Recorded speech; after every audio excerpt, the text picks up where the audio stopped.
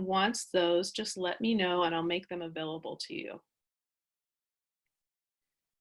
Okay, so who am I? I've introduced myself a little bit, but a little bit more about me. My name is Lori McDaniel. I live in Oakland, California.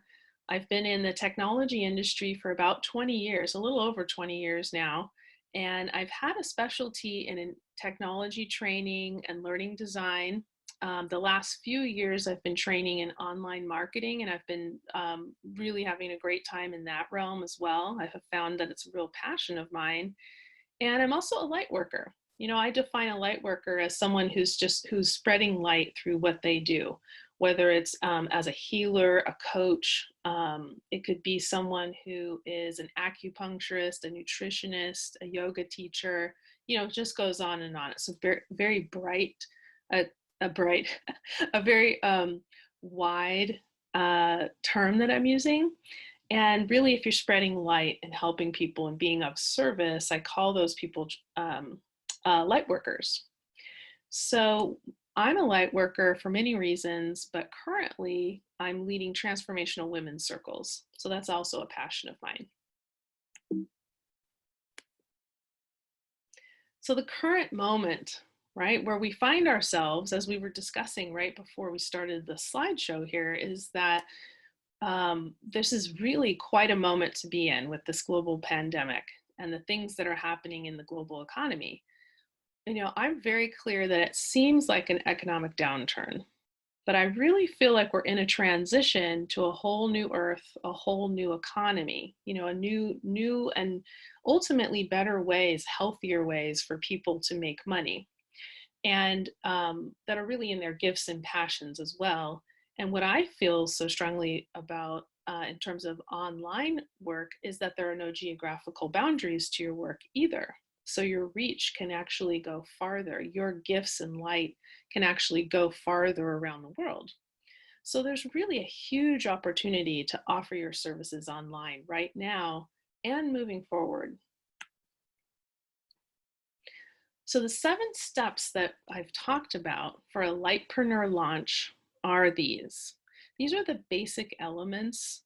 Some of them are really critical and some of them are not so critical, but ideally you would have something for each of these 7 steps. So we'll discuss landing pages versus websites, social media basics, email marketing, I say 101, you know, we'll just touch on it until you get the basic idea. Zoom, online courses, virtual assistants, and launching. So landing pages versus websites, let's dive into that. There's a lot of confusion out there, often in the realm of light workers, because really our strengths are very much not in the world of technology, right? Some of you might be tech nerds like me. You know, I know, Mom, you are. You're definitely a light worker and a tech nerd. That must be where I get it from. But most light workers, you know, are kind of confused when it comes to the difference between elements of technology like landing pages versus websites. So you can think of a landing page like a free opt-in, like a place where you land and then there's something that's free for you, like a checklist or an ebook, and you put in your name and email address in order to get that. I'm sure you're all familiar with that. Well, that's actually called a landing page. A website is a little different because it's like an online business card. Someone can go to your website and learn about you, your background, your services, what kinds of programs and you know, goodness that you offer. So the purpose of a website is really like a business card, whereas the purpose of a landing page is to actually build your email list. You know, whenever you put your name and email address in exchange for something, you know, as you know, you go onto their email list, which is a really important part of running an online business. And I'll say more about that. I want to take a quick moment to show you an example of both a landing page and a website. So this is a very simple landing page. This is Victor Odo, fellow light worker. He's great. He's a YouTuber. And as you can see, if I scroll down, right, if I kind of scroll down, this is all that's here. There's really nothing to this page except the free opt-in, which is an audio. It's a meditation. So if I click this, it'll ask for my name and email address, and then I would get an email with a link to that audio meditation. And then I would then be on Victor's email list. This is a landing page. Now this is a website, right? And you can tell it's a website because you have a menu of options across the top. That's kind of the giveaway that it's not just a landing page, it's a website. If I scroll down a little bit, she does have a free offer here. It's a free opt-in right on the home page of her website. So she's blending the two approaches. She has a full website, but she put her free opt-in on the home page. So that's a really popular way to do, to achieve both purposes. Okay, I'm going to jump back into the presentation.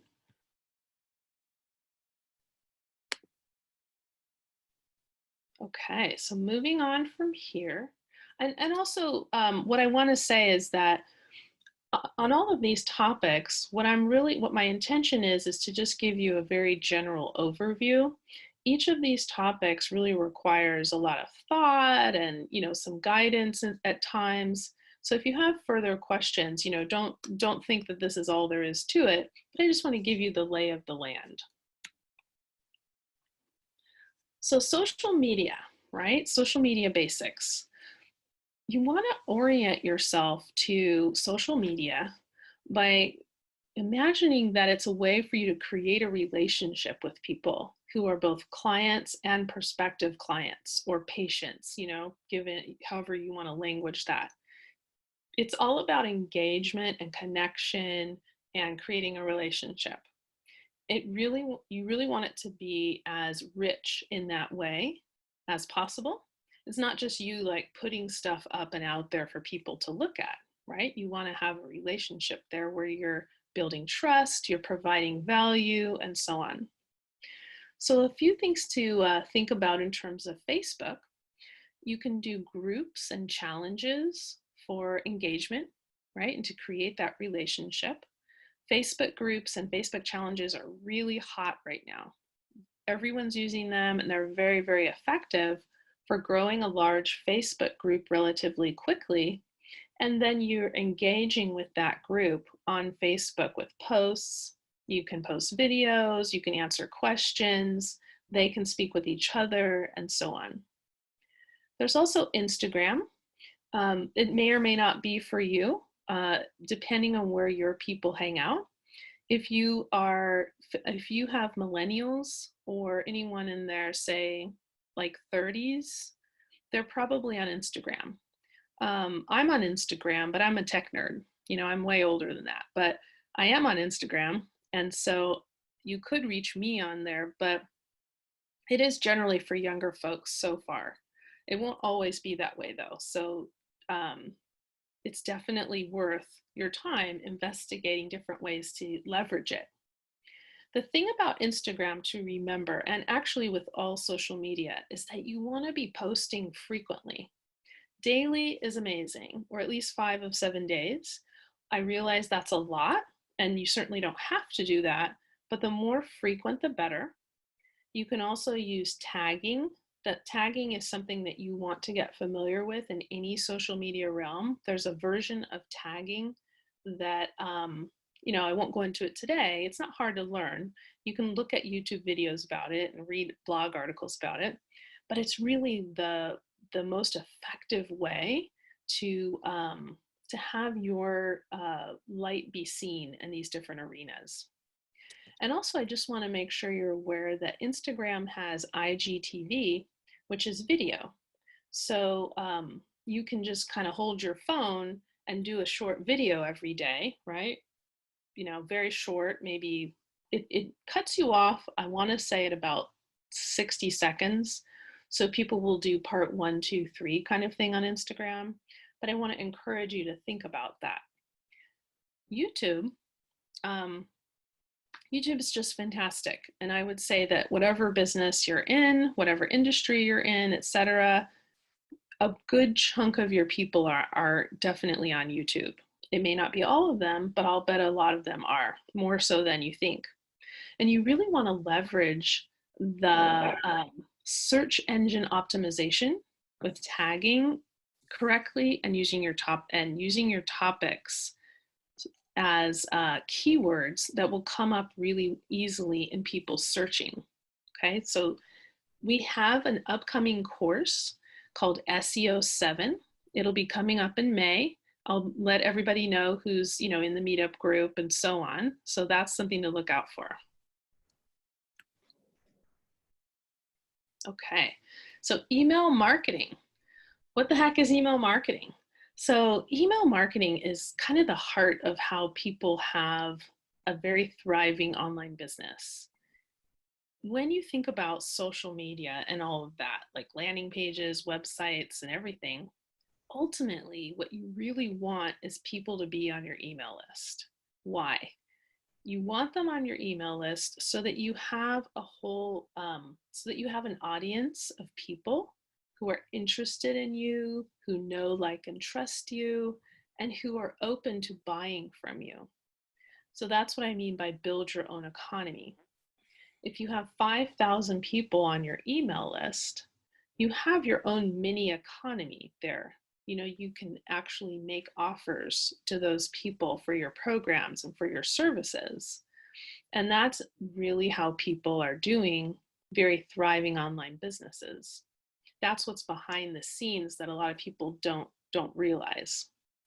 So again, your social media, your websites, landing pages, everything, the whole point, yes, is to build a relationship, but always it's about leading them to your landing page or your free offer to build your list.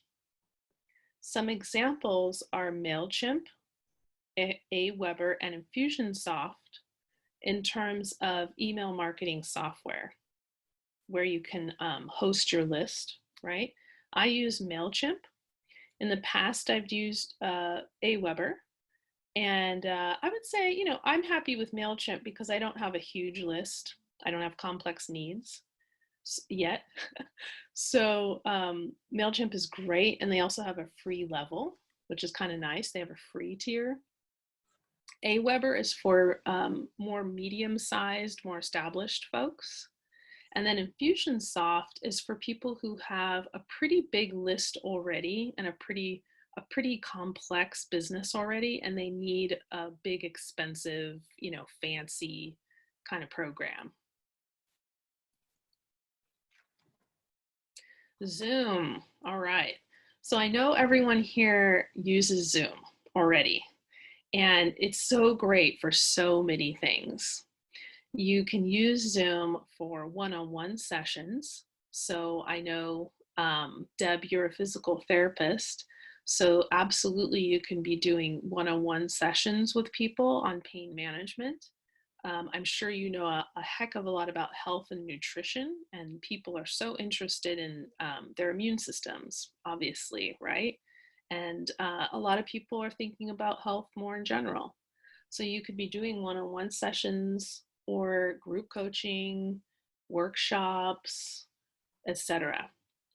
You can also use Zoom for recorded online courses. So if you've ever thought about doing an online course where, let's say it's 8 modules on a particular subject, 7 steps to managing pain in quarantine, and it's a course that people buy for, let's say, $4.97, right? A lot of people use Zoom to record themselves just like I'm recording today.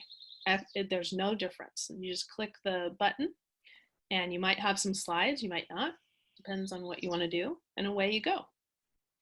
You can also use Zoom for interviews, for those big online summits, like where they'll have like 5 days and 20 speakers.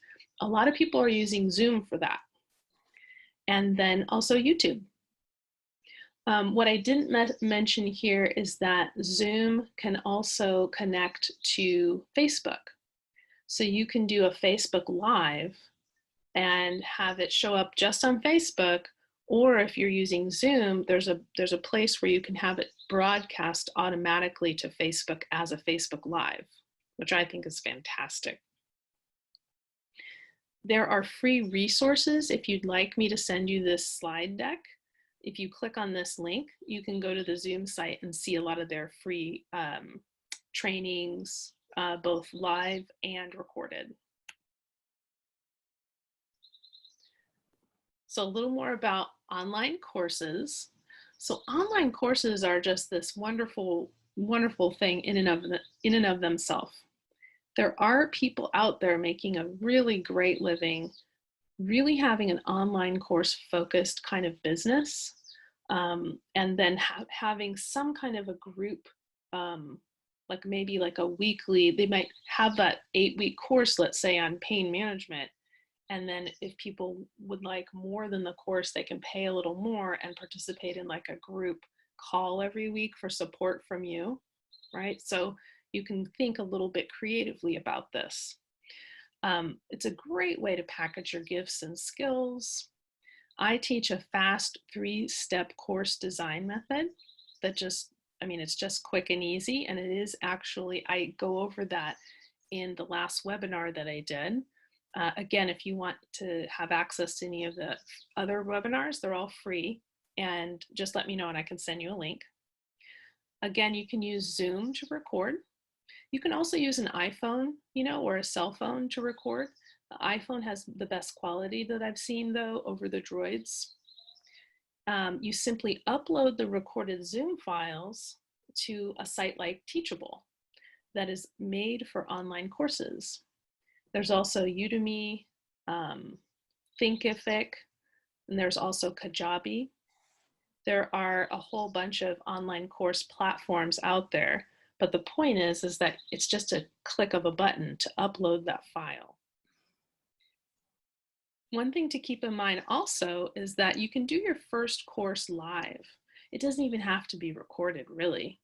You could just do a live thing and then kind of basically upload those things into a course platform like Teachable, right? Every session that you record live with people then becomes your recorded course that's for sale. So check out our webinar on online courses. We just did that. Let me know if you'd like to get access. All right, so virtual assistants. Now, a lot of people think in terms of launching or growing an online business that you have to wait to have a virtual assistant before it makes sense financially. I think that's valid, but I also would like to have people think in terms of, especially if you're a creative kind of heart-centered healer light worker, I realized for myself that it was worth hiring a virtual assistant very early on so that I could really stay in my zone of genius, in my light work as much as possible, because I kept getting bogged down with the technology stuff around digital marketing. I enjoy it, but I really love the creative aspects of it, right? So you want to really contemplate what your zone of genius really is and how much do you really hate the techie stuff. And then you can find a virtual assistant in a place like Fiverr.com. That's Fiverr.com. You can work with all kinds of great people who are there on their website. I'll show that to you actually in a moment to show you how to search and find people. Very affordable, very competent. We also have Jenny Lyon. Jenny Lyon is our virtual, I say our meaning the tribe, the Lightworker Tech Tribe.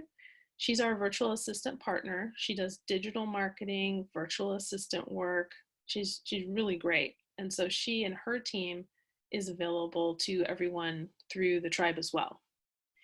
Video Pixie is a place where you can go. You can go to videopixie.com and you can get video specific things.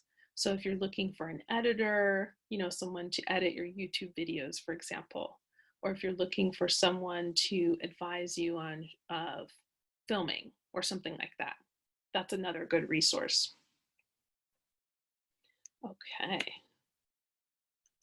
Actually, before I move on, let me show you, I just want to show you Fiverr real quickly. You might already be familiar with it, but this is what it looks like. This is the home page.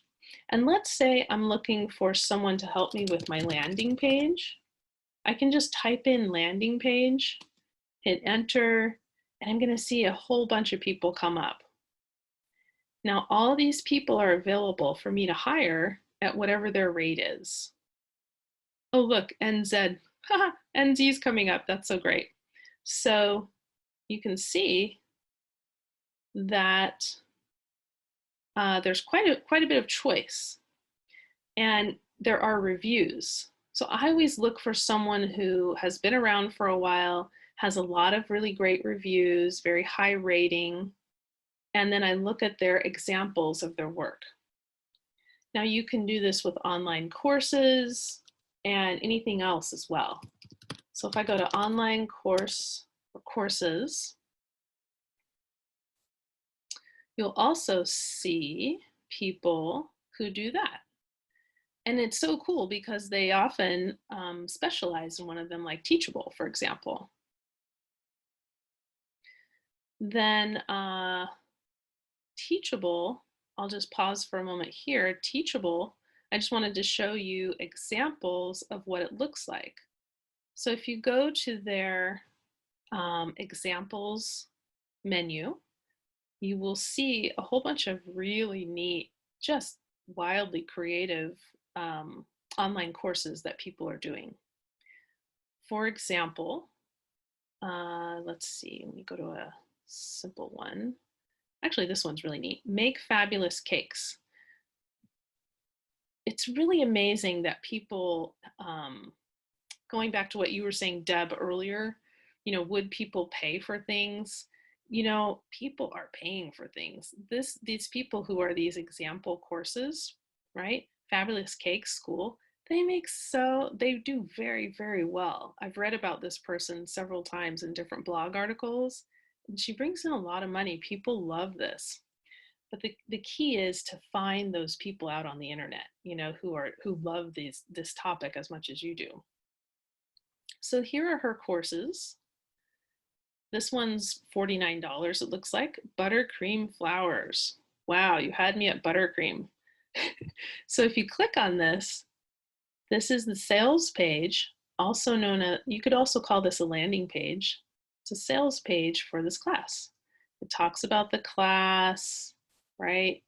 And she may even give us a preview. Some people do. Oh yeah, right down here. Here is a preview of all the topics. Oh, sorry, no, it's not all of them. Let's see. Oh yeah, I guess it is. I like it when you have a course and you can see all the topics that you'll get. And what's also nice about Teachable is that you can give people a preview too. Like she hasn't done that, but a lot of people will allow you to watch one or two of the lessons. So I just wanted to give you a quick example here of what an online course can look like.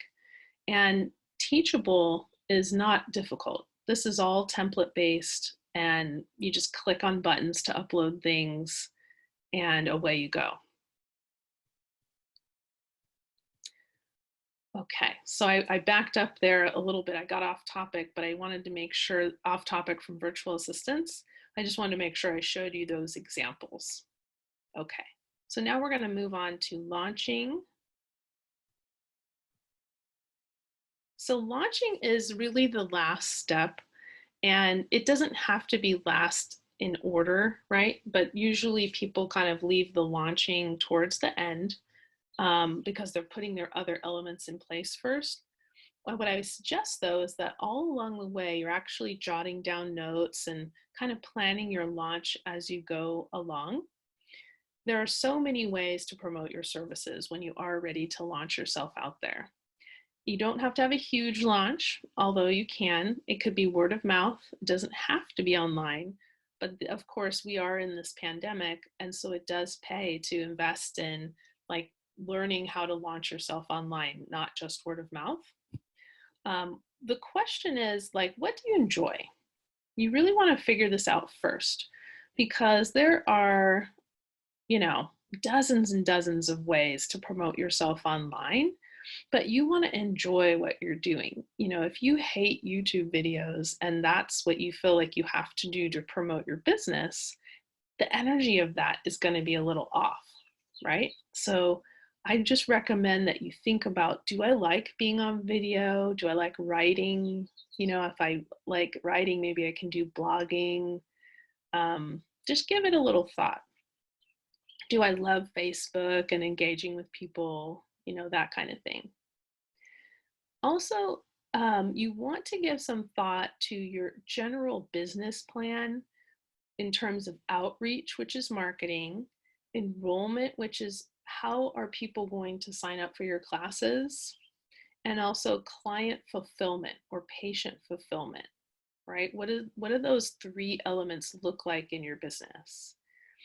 That's very important before you actually launch in any kind of a big way. If you're launching small, no worries. You can figure that out as you go. But if you're launching in any kind of a big way online, or even a medium way, medium big, then you want to have given each of these things some thought and some planning. Then you create a launch plan. And a launch plan essentially has the elements of what and when. So what promotional things are you going to use? Are you going to use YouTube and Facebook and word of mouth through your email, right? Through your own network of people you know? And then what is the calendar? Are you going to create all of your promotional material and then have a series of emails and videos and a Facebook Live over a period of 12 weeks, right? And then you would want to kind of map that out over that 12-week period. It doesn't have to be more complex than that. Launching does not have to be hard, but it just takes a little thought and a little planning. We are going to have an upcoming launch webinar. I'm going to do a webinar like this just on launching to give people an idea of the different ways to promote themselves and how to create a launch calendar. I'm also going to have some checklists that go along with that. And above all else, keep it simple. That's my motto, keep it simple. Okay, so in review, we've looked at landing pages and websites, social media basics. Remember, social media is great. It's for one, relationship building with your people, two, leading them to your email list. Email marketing 101, we talked about the basics, which is to build a list of people who are your economy. You know, you're in a give and take relationship with them. They're interested in your work. You provide value and help them meet their needs. Zoom. Zoom is great for everything we've talked about, all the different ways to record and to offer sessions and so on. Online courses we talked about virtual assistants, and we also talked about launching. So some upcoming things for you to know, well, upcoming and ongoing. We have tribe support for your launch and your growth, right? The Lightworker Tech Tribe is up and running. We have webinars that are happening weekly, sometimes twice a week. We have launch pods that are launching in May, where people will be able to come together in a small group on Zoom. And we're going to have, it'll start off small, but it'll grow. And you'll be able to have a launch pod around you that you're meeting with either regularly with the same people, or it might change every week where people just kind of show up to a facilitated session, go into Zoom breakout rooms, and then have a like a structured mastermind session where everyone gets, say, 15 or 20 minutes, and then everyone else who's there gives them their ideas, their resources, referrals, and so on. We also have group coaching coming up. So I will be launching couple of different programs for people who want to work with me a little bit deeper and longer. so 8 weeks, and I'm toying with the idea of a 6-month program. It'll depend on the depth that you want to go into and what you want to launch. So just know that we're here for you. Oh, and before I go to the very last slide, I'm saying we because, again, Jenny Lyon is in partnership with us. So she is available for anything that you learn about here, right? Let's say you love the idea of online courses, you get some coaching from me and some, you go through something recorded and you know about half of what you need to do. And then the rest of it is just kind of over your head, right? You're like, oh no, I can't take this. So Jenny is available for the rest of those techie tasks, right? For something like that. So your time has come. Your gifts, skills, and light are needed. It's really time. You're being called to join light workers around the world who are answering the call to show up online and to serve people with our gifts. Your people are waiting for you all over the world, and they really do need your gifts. You know, Deb, I know people like me, we need pain management help, right? And that includes things you may not think of, like diet. You know, maybe or maybe not. We may need anti-inflammatory diet help mixed with physical therapy kind of acupressure tricks or something like that. So that's an example of how your gifts and skills are really needed at this time. So I'm going to come off of the slideshow and I'm going to invite anyone now to ask questions, get coaching, and also just comments. You know, this can be a rich discussion as well.